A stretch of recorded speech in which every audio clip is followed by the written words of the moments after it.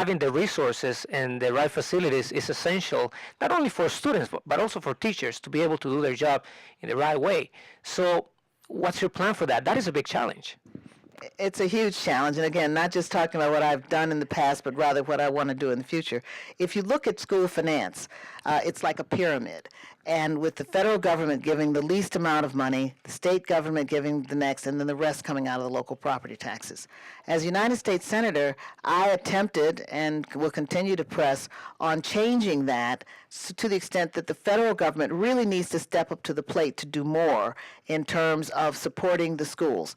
Traditionally, and so I filed the Education Infrastructure Act, which became law and started the national conversation about rebuilding our nation's crumbling schools.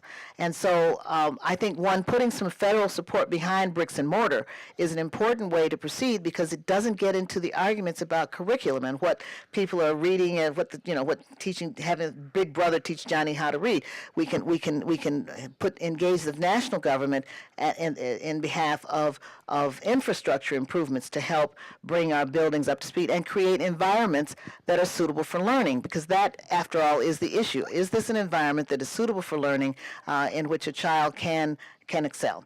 So that's the first thing. The second thing is the federal government can also do more in terms of USDA, that is the Department of Agriculture, support for a healthier school, the food, as well as the environments. I mean, so there are places where we can get additional federal support. I know the federal government, we just finished bailing out Wall Street, and we're in the middle of a recession, but we're coming out of it. And this is the perfect time, I think, to begin to plan to engage greater federal support than we have right now for school environments. On the local level, of course, making sure that any new construction is LEED certified.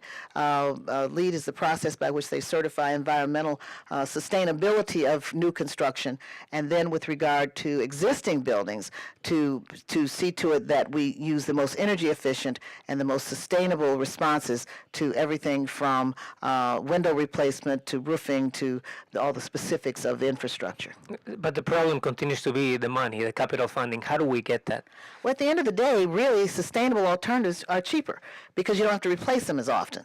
One of the problems with our funding, our infrastructure funding, is that we go for here's the lowest bid in the bid deck, and it will often be something you have to replace 5 years down the line. Whereas a number of the sustainable alternatives, in terms of building materials, particularly, have a longer life. And so you wind up spending less in the long run, and then by using sustainable alternatives and getting us to the point where not only will the new buildings be LEED certified, but we can even get to the point where some of the existing buildings can receive some level of LEED certification. And again, it will save money in the long run. Again, you just have to have the perspective and the vision to see it.